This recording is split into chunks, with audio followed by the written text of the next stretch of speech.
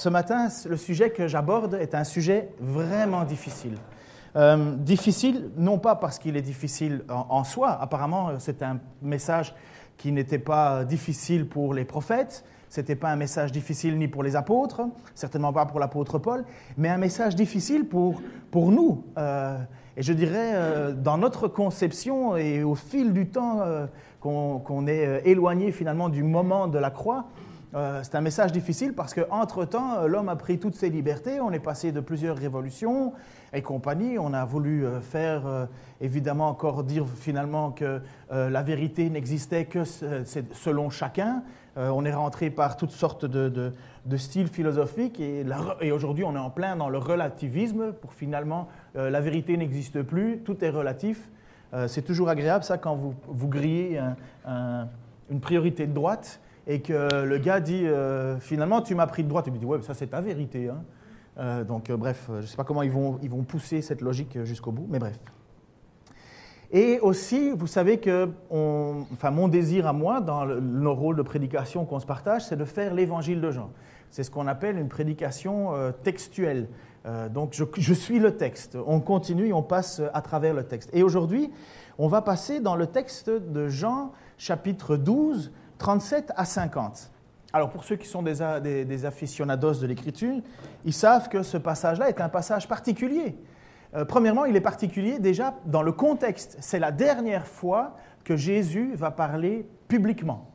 Après ça, Jésus va se cacher, va se dissimuler, mais c'est la fin du ministère public de Jésus. Après ça, si vous suivez les 3 ans et demi, 4 ans, on n'est pas sûr si Jésus a fait que 3 ans de ministère ou 4 ans, parce que Jean parle de plusieurs Pâques et compagnie. Mais donc, mais là, c'est bien le moment où Jésus ne va plus s'adresser aux foules. C'est les dernières fois. Et aussi, je vous avais expliqué au chapitre 12, le verset un petit peu avant, 20 à 23, si tu veux bien, qu'il y a eu un moment déclencheur pour le moment quand Jésus a dit « Voici, mon temps est venu ». Pendant plusieurs fois, il a dit « Mon temps n'est pas venu, mon temps n'est pas venu, mon temps n'est pas venu », mais il y a un moment où il dit « Mon heure est venue ». Et ce moment déclencheur, c'est celui-ci. Parmi ceux qui étaient venus à Jérusalem pour adorer Dieu pendant la fête, il y avait aussi quelques personnes non juives. Elles allèrent trouver Philippe qui était de Bethsaïda en Galilée et lui firent cette demande « Nous aimerions voir Jésus ». Philippe alla le dire à André, puis tous les deux allèrent le dire ensemble à Jésus. Et celui-ci leur répondit « L'heure est venue où le Fils de l'homme va entrer dans sa gloire. » L'heure est venue. Avant ça, l'heure n'était pas venue, mais à ce moment-là, le moment déclencheur, c'est le fait que des non-juifs veulent rencontrer Jésus. L'heure est venue. Ça paraît un détail anodin, mais vous allez comprendre que ça ne l'est pas du tout dans le plan général de Dieu. Vous êtes tout à fait d'accord que pour Dieu, il n'y a rien qui lui échappe. Lorsqu'on accepte que Dieu existe, après ça, il faut se mettre sous son autorité. C'est ce qu'on appelle la souveraineté de Dieu, que Dieu est souverain, que Dieu est au-dessus de nous. Le problème, c'est que la souveraineté de Dieu, ça vient bien souvent taper dans notre propre souveraineté à nous, notre libre arbitre, notre choix, notre désir. Alors, on se trouve toujours confronté à cette même équation. Ou bien Dieu doit se soumettre à notre désir et finalement doit composer avec nos changements d'humeur, ou bien Dieu est souverain et il a déjà décidé les choses. De toute façon, en faisant monter l'un, on fait descendre l'autre, dans les deux sens. Ou bien on place Dieu souverain et alors l'homme diminue, ou bien on remonte le désir et le libre choix de l'homme et alors la souveraineté de Dieu diminue. Mais qu'on le veuille ou non, c'est comme ça, c'est un vase. Alors il faut qu'on nage entre les deux, parce que les textes bibliques nous donnent parfois l'impression d'une souveraineté absolue de Dieu finalement où l'homme n'a plus rien à dire, et il y a d'autres moments où on voit quand même la responsabilité de l'homme. Nous ne sommes pas des pantins, nous ne sommes pas irréprochables. Dieu ne pourrait pas nous dire, on ne pourrait pas dire à Dieu, j'ai pas pu décider parce que tu avais décidé à ma place. Ce n'est pas le point. Nous ne sommes pas non plus devant un Dieu qui change d'avis comme de chemise, qui est un Dieu colérique, j'allais dire c'est pas une femme une fois par mois, mais c'est peut-être pas juste. Vous savez, des changements d'humeur qu'il peut y avoir, ce qui était beau hier devient pas beau demain, ou ainsi de suite. Les hommes sont pareils. Les hommes, c'est surtout avec les trucs électroniques ou les voitures. La voiture qui faisait rêver, quelques années après, elle ne fait plus rêver du tout. Enfin, vous connaissez ces choses-là. Non, Dieu n'est pas un Dieu qui change d'avis. Dieu n'est pas un Dieu qui réagit, qui surréagit. Dieu est constant et parfait. 3 fois saint. Alors voilà, nous sommes dans ce passage où l'heure est venue. Mais Jésus ne va pas s'arrêter à ce moment-là, il va y avoir un texte. Ça fait 3 ans que Jésus parcourt la ville. 3 ans, ou 3 ans et demi, qu'il va de ville en village. Et il annonce le message, il guérit, il fait des miracles, il transforme de l'eau en vin. Et encore, c'était plus ou moins discret, enfin 750 litres, ce n'est pas très discret. En même temps, il guérit un aveugle, il guérit un paralytique, il multiplie 2 fois des pains et des poissons. Et les foules sont attirées par cela. Les gens viennent de loin pour aller le voir. Les gens viennent de loin pour l'écouter, mais finalement pas tant que ça. Pas tant de monde que ça. Des gens viennent d'un autre pays en leur demandant de venir aider leur enfant qui est mourant et l'enfant est encore en place et Jésus est capable de même guérir à distance. Mais finalement, du monde vient. Mais le but de Jésus, lorsqu'il est là, c'est de bien prouver qui il est. Les signes sont dans le but de prouver son identité. Le ciel s'est ouvert au-dessus de Jésus. Le ciel s'est ouvert. Vous imaginez, vous faites une discussion dans un couple et à un certain moment, monsieur dit non, moi j'ai raison, et puis madame dit non, c'est moi qui ai raison, puis pour couper court, là, le ciel s'ouvre, boum, et le ciel dit c'est madame qui a raison. Je crois que monsieur il se tait. Vous comprenez? C'est un signe fantastique. Pour le baptême de Jésus, le ciel s'est ouvert. Ça voudrait dire que oui, c'est bien celui qui dit qu'il est. Il est bien le Fils de Dieu. Vous entendez la voix, voici mon Fils en qui je mets toute ma confiance. 3 fois ça s'est passé. Dans notre texte, ça s'est passé. Juste après ce passage-là, le ciel a parlé pour dire que c'était bien le moment qui était venu parce que c'est excessivement important. Des non-juifs viennent à Jésus. Waouh! Donc, vous imaginez, quand le ciel s'ouvre, vous vous dites, waouh, ça c'est vraiment une belle preuve, hein, on ne discute plus. Mais étrangement, les gens, surtout les chefs religieux et beaucoup de juifs, ne croient pas en Jésus. Étrangement. C'est particulier, mais pourquoi? Il va y en avoir qui vont croire, mais Jésus va trouver que leur foi est superficielle. Ces gens ne courent que derrière le miracle. Ils ne courent que derrière le changement de vie terrestre. Améliore ma vie. J'ai un pied qui boite. Améliore mon pied. J'ai mon rein qui fait. Améliore mon rein. Mais finalement, Jésus leur dit, vous voulez juste améliorer votre vie terrestre, mais vous ne comprenez pas ce que je vous dis. Il s'agit de votre âme. Il s'agit de la vie éternelle que je vous parle. Oui, j'ai le pouvoir de faire ces choses, mais ce n'est pas ça l'objectif. Aujourd'hui, il n'est pas rare d'entendre parler de foules de gens qui vont dans des églises. J'ai été dans des églises qu'on appelle des méga-churches. J'ai été méga-église. On est allé visiter des églises de 20 000 personnes lorsqu'on était aux États-Unis. J'ai été dans une église à Los Angeles où il y a 40 000 personnes. J'en ai vu aux États-Unis, on en a vu, il y en a une en France, c'est 3-4 000, on en a vu au Canada, il y en a en Afrique. La plus grande église du monde, en tout cas, c'est celle qui se trouve en Corée du Sud. Du Sud, c'est l'église avec le pasteur Yonggi Cho. Voilà, il est connu partout. Hein. Et c'est pas rare d'entendre parler de ça. C'est pas rare d'entendre parler. C'est pas mauvais, hein. Tant que l'Évangile est prêché, et il est bien prêché, pour ceux qui étaient à la réunion d'études bibliques sur la question de la fondation, tant que la fondation est bien, le reste va être éprouvé par le feu. Hein, ceux qui ont construit avec de l'or, de l'argent, ou bien du foin, du torchis, enfin bref.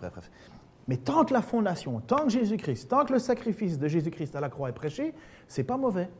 C'est pas mauvais. Après ça, on construit une église. Comment elle l'a construit? Mais si Christ est là. Donc, il ne faut pas regarder ou pointer du doigt les grandes églises. Elles font des choses extraordinaires, les grandes églises.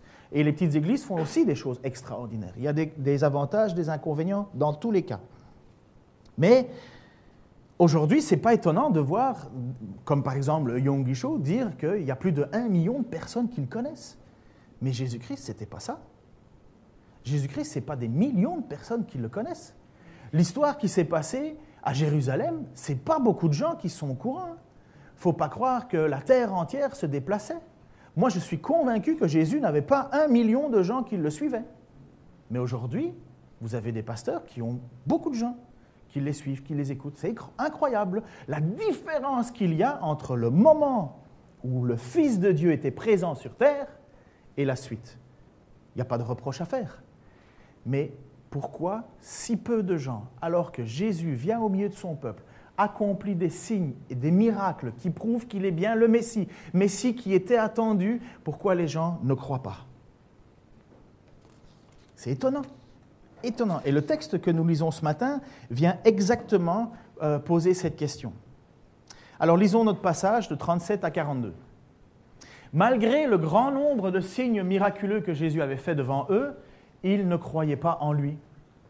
Ainsi s'accomplit ce que le prophète Ésaïe avait prédit. « Seigneur, qui a cru à ce que nous avons prêché et à qui ta puissance a-t-elle été révélée, ô Dieu ?» Pourquoi ne pouvait-il pas croire? Voilà la question. Pourquoi ne pouvait-il pas croire? C'est encore Ésaïe qui nous donne la raison quand il dit « Dieu les a aveuglés, il les a rendus insensibles afin que leurs yeux ne voient pas, que leur cœur ne comprenne pas, qu'ils ne se tournent pas vers lui et qu'il les guérisse. » Ésaïe a dit cela parce qu'il avait vu la gloire de Jésus et qu'il parlait de lui. Et pourtant, même parmi les dirigeants, beaucoup crurent en lui, mais à cause des pharisiens, ils n'osaient pas le reconnaître ouvertement de peur d'être exclus de la synagogue. Donc finalement, même cette croyance-là n'est pas bonne. C'est pas, oui, ils croient en secret, mais ils ne veulent pas l'afficher. Non, pour Jean, ce n'est pas une foi qui sauve. Car il tenait davantage à l'approbation des hommes qu'à celle de Dieu. N'oubliez pas le passage qui dit « Celui qui aura honte de moi devant les hommes, j'aurai honte de lui devant le Père ». C'est exactement ce cible-là. Alors, est-ce qu'on est à 42? Oui, ok. Merci. Ça fait 3 semaines que j'étudie ce passage. J'ai lu des commentaires, j'écoutais encore même ce matin en me réveillant une prédication d'un autre gars qui prêchait sur ce passage-là. Parce que ça vient frapper notre compréhension de Dieu. C'est un texte qui dérange. Hein? Je ne sais pas, enfin vous n'avez peut-être pas l'air dérangé, mais... Enfin je ne sais pas, je ne le vois pas à l'intérieur, mais moi ça me dérange. Ça vient me bousculer. Il y a quelque chose qui me crispe là-dedans. Pourquoi ? Parce que j'ai une image de Dieu dans ma tête. Je me suis fait une conception de Dieu. J'ai mon présupposé, j'ai mon a priori. Et vous, ce matin, vous avez vous aussi votre a priori. Vous avez une idée de Dieu. Mais à un moment, il y a notre idée de Dieu qui vient être confrontée par la parole elle-même. Alors, je peux vous assurer que je peux trouver toutes sortes de commentaires bibliques. Il y a ceux qui sont faciles à lire, qui me plaisent, et je dis « Ah oui, moi j'aime bien ce Dieu-là ». Puis j'ai un autre commentaire biblique qui écrit aussi son idée, et puis je dis « Ouh, moi j'aime pas ce Dieu-là ». Finalement, on prend un peu ce qu'on aime, ce qu'on a déjà présupposé. Et on fonctionne tous comme ça. Quand je dis que le désir de Dieu, c'est que tout le monde soit sauvé, tout le monde dit « Amen ». Et moi en premier. Mais lorsque je lis que ce passage-là nous dit que Dieu les a aveuglés, les a rendus insensibles, de peur qu'ils ne se tournent vers lui, qu'il les guérisse, ça m'embête. Je suis très heureux de l'élection. Vous savez pourquoi je suis heureux de l'élection? Que Dieu nous a choisis avant la fondation du monde. Lisez Éphésiens, premier chapitre, vous allez être convaincus. Je suis heureux que Dieu m'a choisi parce que jamais je n'aurais pu être sauvé. Si Dieu n'était pas intervenu, si Dieu n'avait pas dit « je vais faire en sorte que tu m'appartiennes », jamais je n'aurais pu. Si Dieu avait tenu compte de mes péchés, jamais je serais sauvé. Jamais. Il fallait que Dieu le veuille avant la fondation du monde, histoire que j'ai rien à dire. Je dois juste l'accepter. Et Dieu nous avait choisis d'avance. Pourquoi? Pour célébrer la grandeur de sa grâce. Pour ce qu'il s'est choisi un peuple. Alors tout ça, là, ça va, j'ai accepté. J'accepte. Ce côté-là de l'élection, je l'aime bien, parce que ça m'a sauvé. Mais l'autre côté m'embête. Lorsqu'on était en Corrèze, je discutais avec un monsieur, et très gentil, hein, mais à un certain moment, pour lui, sa théologie se résumait à la chanson de Paul Naref, « On ira tous au paradis ». Même toi, les gentils, les méchants, tout le monde va au paradis. Et lui, qui vivait d'ailleurs une vie dissolue, disait, mais de toute façon, à la fin, je vais au paradis.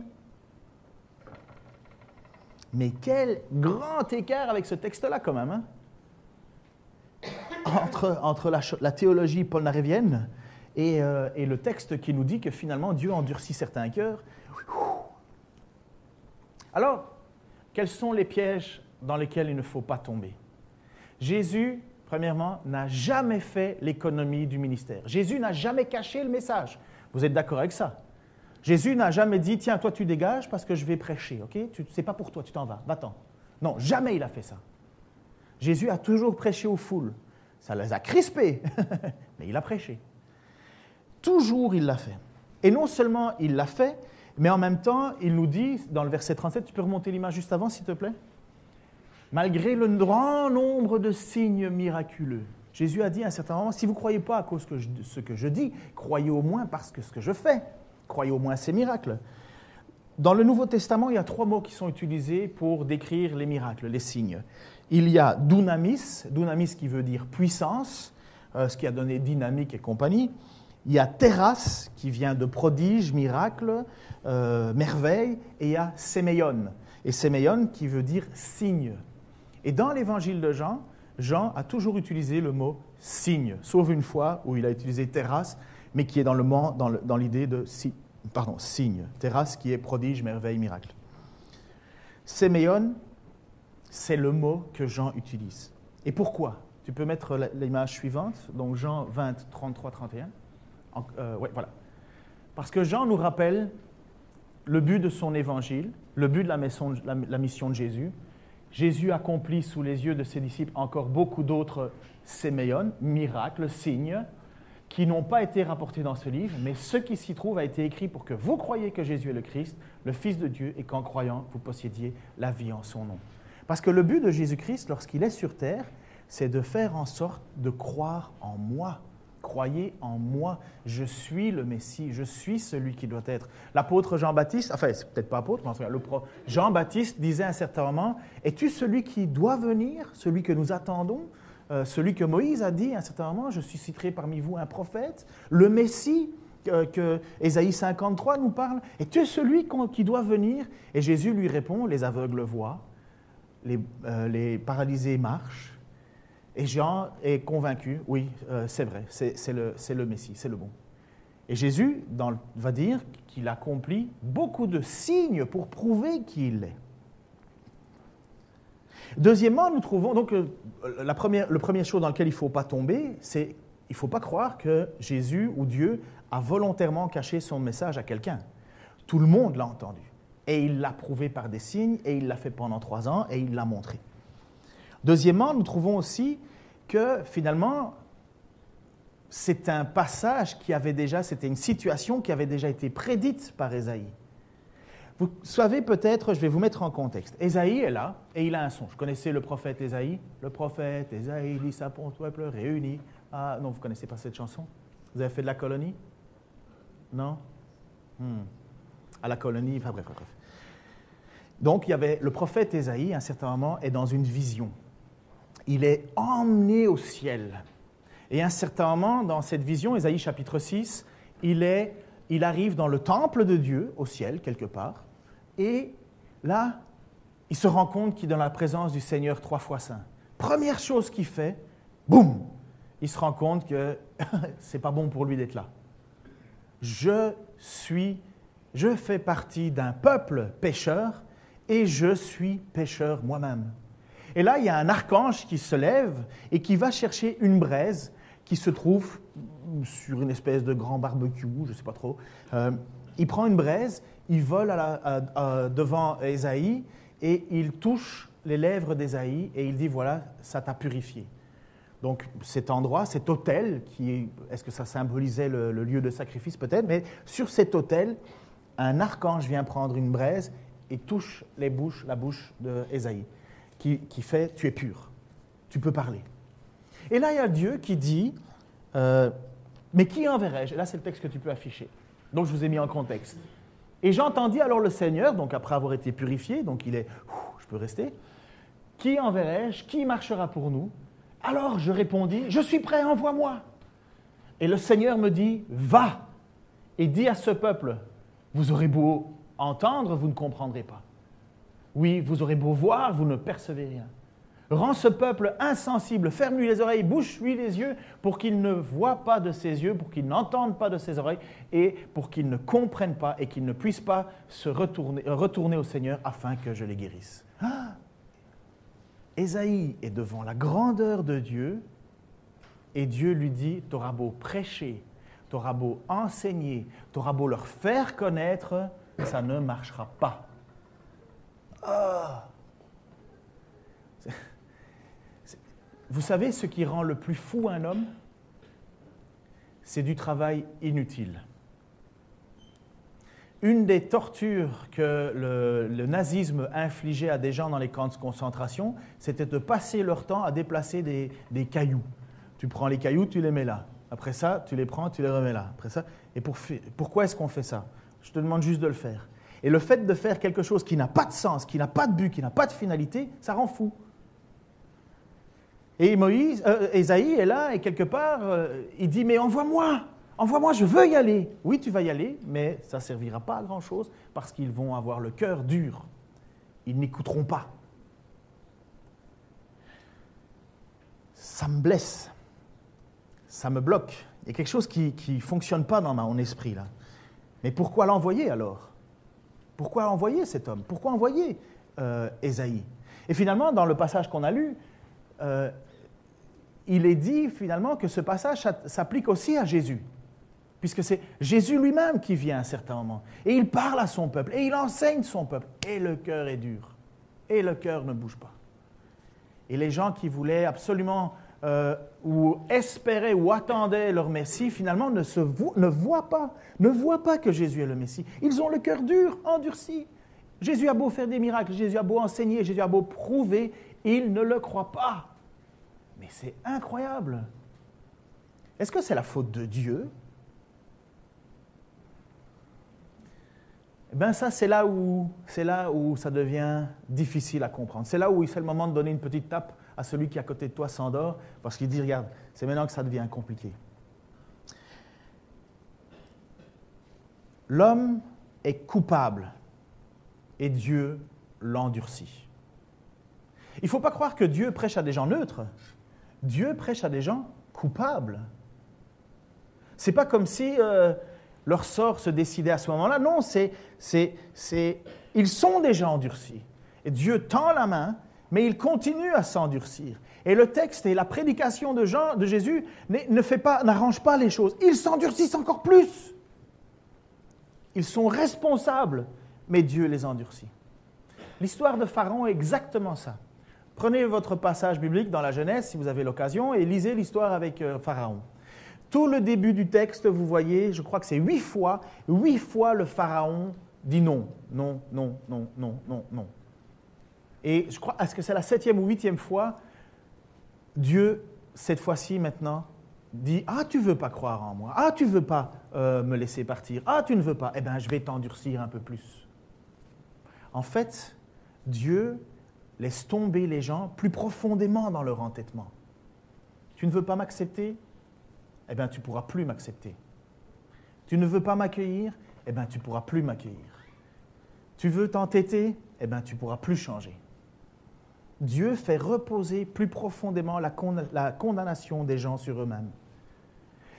Mais le désir de Dieu, c'est qu'ils soient sauvés. Mais tu t'entêtes, tu ne veux pas, je ferme. Ça, c'est troublant, n'est-ce pas? Mais il n'y a pas d'autre explication dans le texte. Ou bien il faut changer de théologie, de doctrine, mais ce n'est plus la Bible. Mais c'est troublant. Mais c'est rien de nouveau. Il n'y a rien de nouveau.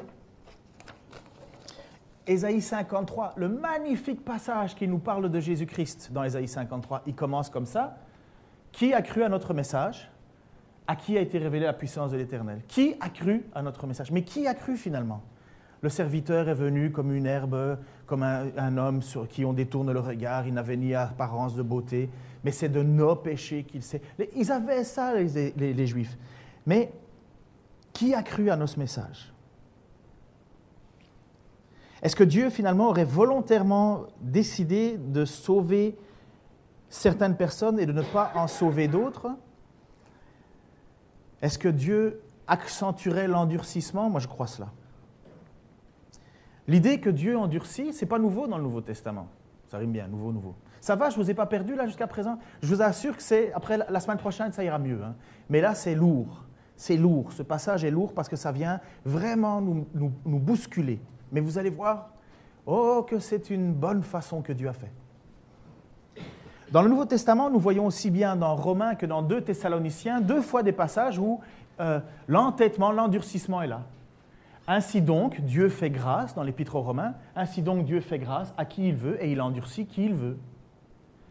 Ou bien, dans Thessaloniciens, il dit « Il usera de toutes les formes du mal pour tromper ceux qui se perdent parce qu'ils sont restés fermés à l'amour de Dieu, à l'amour de la vérité qui les aurait sauvés. » Donc vous voyez, ils sont enfermés, mais Dieu les enferme encore plus.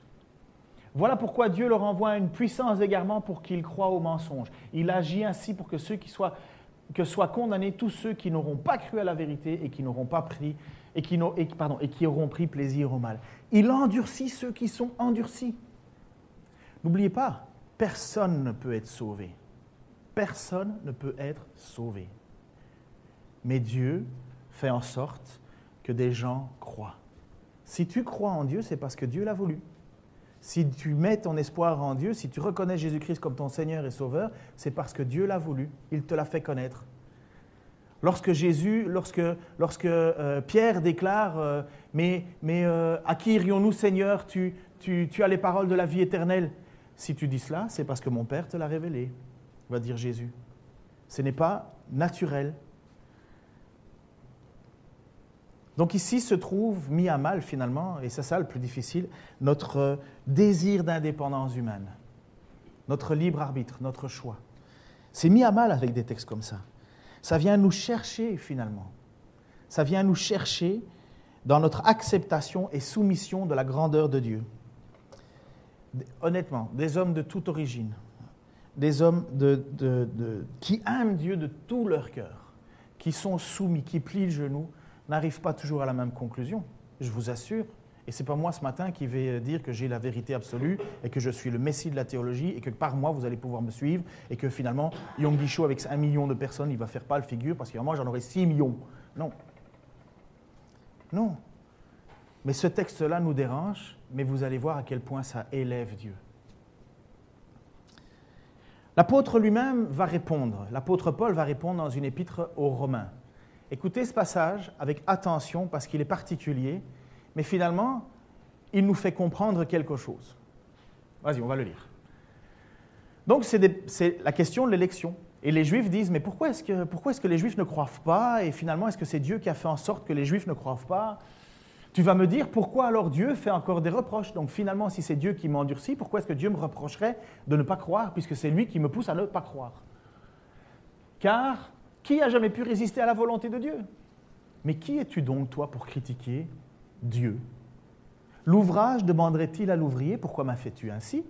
Le potier n'a-t-il pas le droit, à partir de la même bloc d'argile, de fabriquer un pot d'usage noble et un autre d'usage courant? Usage noble, une carafe, une théière, usage courant, des bassines pour laver, des toilettes, des ci, des là. Et qu'as-tu à redire si Dieu a voulu montrer sa colère et faire connaître sa puissance en supportant avec une immense patience ceux qui étaient les objets de sa colère, tout prêts à la destruction?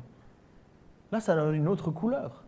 Finalement, n'oubliez pas, on n'est pas neutre devant Dieu, on est coupable. Mais Dieu supporte avec une immense patience ceux qui, de toute façon, qui sont destinés à la colère.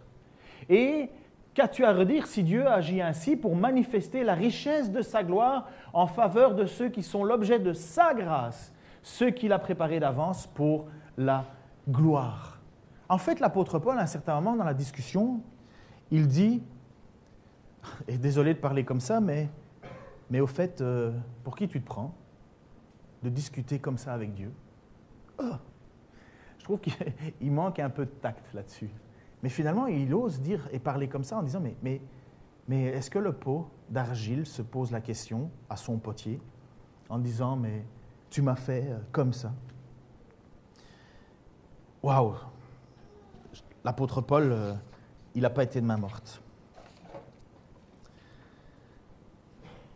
L'endurcissement des Juifs, qui de toute façon ne voulaient pas croire dans le Messie, puisque c'était déjà prévu.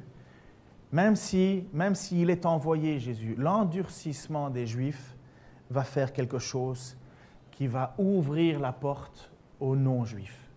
Peut-être qu'ici, on a des Juifs parmi nous, mais je pense que pour la plupart, nous ne sommes pas Juifs. Mais leur endurcissement a fait en sorte que les non-Juifs puissent recevoir le Messie. Waouh! Ça change la donne, là. Ça change la donne. Quoi? Parce qu'eux s'endurcissent, moi je peux devenir croire. Ben oui. Mais comment ça? Ben, parce que Jésus et les prophètes, c'était tout ça pour les Juifs. Il y avait, c'est vrai, des non-Juifs qui étaient des sympathisants, mais à ce moment-là, Dieu avait choisi un peuple. Dieu avait choisi un peuple pour se révéler, pour être une source de bénédiction. Mais ce peuple ne l'a pas été, cette source de bénédiction, comme elle aurait dû l'être. Pourtant, ça avait été déjà prédit. Et vous allez voir. L'apôtre Paul, acte 28, on est dans les derniers moments, dans les derniers passages. Vous savez que acte, ça se termine à 28. Et les derniers mots de l'apôtre. Donc, il va dans une ville et il prêche dans une synagogue. Il prêche et les gens s'entêtent. Les gens ne veulent pas savoir. Quelques-uns croient quand même. Ce n'est pas tout le monde, mais il y en a quand même quelques-uns qui croient.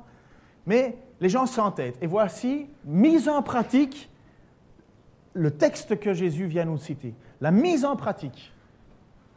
Ils fixèrent donc un autre rendez-vous. Ils se sont donné 2 fois des rendez-vous, l'apôtre Paul et les Juifs de l'époque, de cette synagogue. Un autre rendez-vous, au jour convenu, ils revinrent chez lui, encore plus nombreux que la première fois. L'entretien dura du matin jusqu'au soir. Paul leur exposa sa doctrine. La doctrine, c'est ce que nous venons d'étudier, c'est ce que nous voyons, c'est la façon dont Dieu fonctionne. Il exposa cette doctrine. Il leur annonça le règne de Dieu et en s'appuyant sur la loi de Moïse, les paroles des prophètes, il cherchait à les convaincre au sujet de Jésus. Il les cherchait à convaincre ces Juifs en disant « Mais c'est bien le Messie, regardez dans toutes les Écritures, on en parle, on en parle, on en parle. » Il suffisait d'ouvrir les textes et d'arrêter d'avoir une conception qui imaginait un Dieu autrement, mais eux, ils voulaient un Dieu qui leur plaise, ils voulaient un Dieu qui les délivre, ils voulaient être le peuple qui règne sur le monde et ils voulaient un sauveur qui boute dehors les Romains et que la puissance d'Israël soit reconnue. Ils voulaient l'autorité, ils voulaient de la puissance automatique. Ils ne voyaient pas les choses éternelles. Ils voulaient un sauveur pour maintenant, comme le roi David. Regardez le roi David, comment il a donné des claques à tout le monde. Ils voulaient ça. Les uns quand même se laissèrent persuader par les paroles. Amen. Mais les autres refusèrent de croire, malgré les textes dont on les montre et compagnie. Et voici ce que Paul va dire. Au moment de quitter Paul, ils n'étaient toujours pas d'accord entre eux, et Paul fit cette réflexion. Elles sont bien vraies, ces paroles que le Saint-Esprit a dites à vos ancêtres par la bouche du prophète Ésaïe. Va trouver ce peuple et dis-lui, vous aurez beau entendre, vous ne comprendrez pas. Vous aurez beau voir, mais vous ne saisirez pas. Car le cœur de ce peuple est devenu insensible. Ils ont fait la dure sourde oreille, et ils se sont bouchés les yeux de peur que leurs yeux ne voient, que leurs oreilles ne l'entendent, de peur qu'ils ne comprennent et qu'ils ne se tournent vers moi et que je les guérisse. Donc, Paul, qui voudrait être anathème pour ses frères, prêche, enseigne, essaie de convaincre absolument. Et il dit, j'ai beau vous prouver, vous restez entêtés. Et voilà ce qu'il va donner après, la suite. Et Paul ajouta, sachez-le donc, désormais, ce salut qui vient de Dieu est maintenant apporté aux païens, les non-juifs. Eux, ils écouteront ce message. Paul resta 2 années entières dans le logement qu'il avait loué. Il y recevait tous ceux qui venaient le voir. Il proclamait le règne de Dieu et enseignait avec une pleine assurance et sans aucun empêchement ce qui concerne le Seigneur Jésus-Christ. L'entêtement des Juifs qui ne voulaient pas à ce Messie-là est ce Messie qui est offert à l'humanité entière. Juifs aussi. Paul est juif. Les apôtres sont juifs. Jésus est juif. Mais il y a toute une partie qui ne veut pas. Et Paul dit dans son ministère, eh bien, c'est pas grave. Vous ne voulez pas? Je vais aller l'enseigner aux païens. Qu'est-ce qui a fait en sorte que l'heure de Jésus était venue? Des non-juifs sont venus voir Jésus. Et Jésus a dit, l'heure est venue. Qu'est-ce qui fait que l'heure est venue pour Paul d'aller vers les païens? Il a enseigné aux Juifs, il a essayé de leur convaincre, il a dit, vous ne voulez pas, elle est bien vraie cette parole d'Ésaïe. Eh bien maintenant, moi je vais aller vers les non-Juifs. Les non-Juifs, c'est nous. Je vais terminer en vitesse, je savais que c'était long.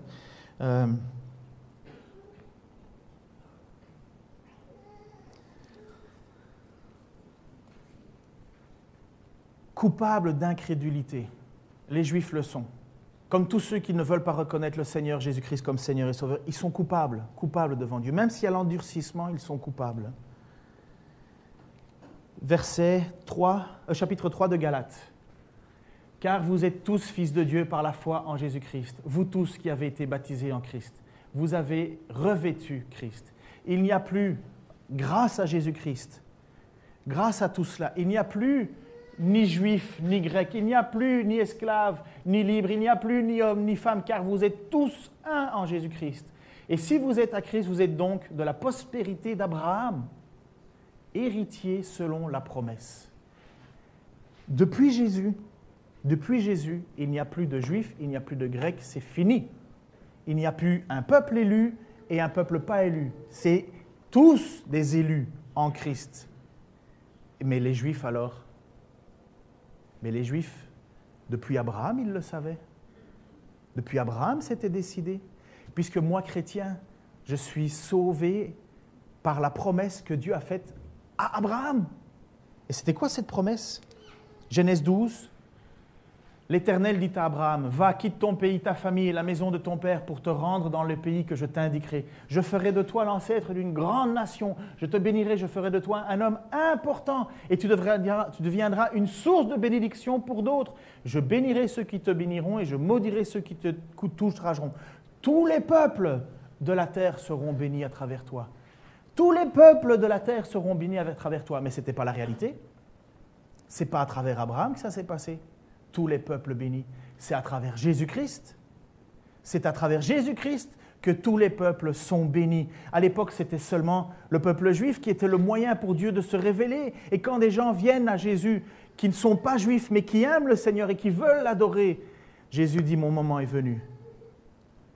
Et Dieu avait prévu cela d'avance, de réunir sous une seule tiens, j'ai perdu une feuille. Ça va être, vous allez être contents. J'ai perdu une feuille. On met le texte suivant. Et maintenant, je termine avec ça. C'est promis, c'est terminé. Désolé pour l'enfant qui a faim, là. Il n'est pas le seul. Oui. Donc, vous savez le passage dans Romains qui dis-tu, enfin, qui es-tu pour discuter avec Dieu, le vase. Voici la suite. Voici la suite. Et je vous encourage de reméditer ce passage-là pour se rendre compte que Dieu avait un plan magnifique qui dépasse notre compréhension, qui dépasse notre imagination. Sa sainteté, sa puissance a voulu que tu sois sauvé et il avait déjà tout mis en œuvre depuis bien avant la fondation du monde. Oui, qu'as-tu à redire si Dieu agit ainsi pour manifester la richesse de sa gloire en faveur de ceux qui sont l'objet de sa grâce, ceux qu'il a préparés pour la gloire? C'est les chrétiens et c'est les juifs sauvés, c'est tous ceux-là. C'est nous qui sommes les objets de sa grâce. Nous qu'il a appelés non seulement d'entre les juifs, mais d'entre les non-juifs. C'est ce qu'il dit dans le livre du prophète Osée. Celui qui n'était pas mon peuple, nous n'étions pas son peuple, nous n'étions pas juifs. Je l'appellerai mon peuple. Celui qui n'était pas le bien-aimé, je l'annoncerai bien-aimé. On pourrait à la limite imaginer que c'est l'Église. Au lieu même où on leur avait dit « vous n'êtes pas mon peuple », on leur dira alors « vous êtes les fils du Dieu vivant ». Ce que Léon a dit dans sa prière, « nous sommes les fils du Dieu vivant ». Et pour ce qui concerne Israël, Ésaïe déclare de son côté, même si les descendants d'Israël étaient aussi nombreux que les grains de sable au bord de la mer, seul un reste serait sauvé. Ce n'est pas tout Israël qui est sauvé. Ce n'est pas tous ceux qui viennent à l'église qui sont sauvés. C'est un reste. Et Ésaïe l'a dit, Seul un reste. Et il y a des Juifs sauvés, bien entendu. Car pleinement et promptement le Seigneur accomplira sa parole sur la terre. Et comme Ésaïe l'avait dit par avance, si le Seigneur des armées célestes ne nous avait laissé des descendants, nous ressemblerions à Sodome et Gomorrhe. Nous serions comme Gomorrhe, une ville désertée. Mais non, l'apôtre, Dieu a prévu qu'il y aurait un reste, il y aurait des descendants. Que dire maintenant? Voici ce que nous disons. Les païens qui ne cherchaient pas à être déclarés justes par Dieu ont saisi cette justice. Mais il s'agit de la justice qui est reçue par la foi. Les Israélites, eux, qui cherchaient à être déclarés justes en obéissant à une loi, n'y sont pas arrivés. Pour quelle raison? Parce qu'ils ont cherché à être déclarés justes, non pas en comptant sur la foi, mais comme si la justice pouvait parvenir de la pratique de la loi. Ils ont buté contre la pierre qui fait tomber, celle dont parle l'Écriture. Moi, je place en Sion une pierre qui fait tomber, un rocher qui fait trébucher. Celui qui met sa confiance en lui ne connaîtra jamais le déshonneur, ne connaîtra la vie éternelle. Cette pierre angulaire, c'est qui? Amen. Seigneur, merci. Merci parce que j'ai beau ne pas comprendre tout, Seigneur, ou en tout cas saisir, mais ce que je vois, c'est qu'au final, ton plan est magnifique. Seigneur, c'est vrai que j'étais étranger à tes promesses. Je ne faisais pas partie du peuple qui te cherchait. Et pour finir, c'est par la foi que je t'appartiens. Je suis et nous sommes appelés filles et fils du Dieu très haut par la foi. Seigneur, je comprends le plan général, Seigneur, que tu as voulu faire. Que depuis Abraham, tu avais déjà prévu que nous serions, Seigneur, bénis à travers lui. Et nous le sommes, puisque nous sommes ses enfants, finalement. Les enfants que tu as faits dans la promesse avec lui. Seigneur, je te remercie pour tout et chacun ici, pour moi en premier. Seigneur, si tu es dans ma vie, c'est parce que tu l'as voulu. Seigneur, et je sais et je continue à te prier pour ceux qui ne te connaissent pas. Je ne sais pas qui est qui, Seigneur. Toi, tu le sais. Toi, tu le sais, Seigneur, qu'il y a encore un peuple nombreux tout autour de nous, un peuple qui t'appartient, Seigneur. Et je te prie, Père, que tu les sauves. Je te prie pour nos familles, nos amis, Seigneur. Seigneur, nous les voyons s'entêter, Seigneur. Je te prie de leur faire grâce, de les sauver, de les arracher, Seigneur, à cette condamnation qui pose sur eux. Père, sauve. Bénis, utilise-nous, Seigneur. Je te prie que cette parole de ce matin, qui était pour moi si difficile à enseigner, Seigneur, tu puisses, par ton esprit, nous convaincre, bâtir notre foi, notre assurance, notre amour, plier le genou devant toi. Seigneur, merci pour tous ceux qui ont reconnu que tu étais le Messie. Merci pour tous ces Juifs, encore aujourd'hui, qui veulent se tourner vers toi. Continue ton œuvre, Seigneur. Jusqu'à la fin, Seigneur, jusqu'au moment de ton retour, continue à sauver. Nous savons que tu le fais. Merci, Seigneur Jésus-Christ. Amen. Amen.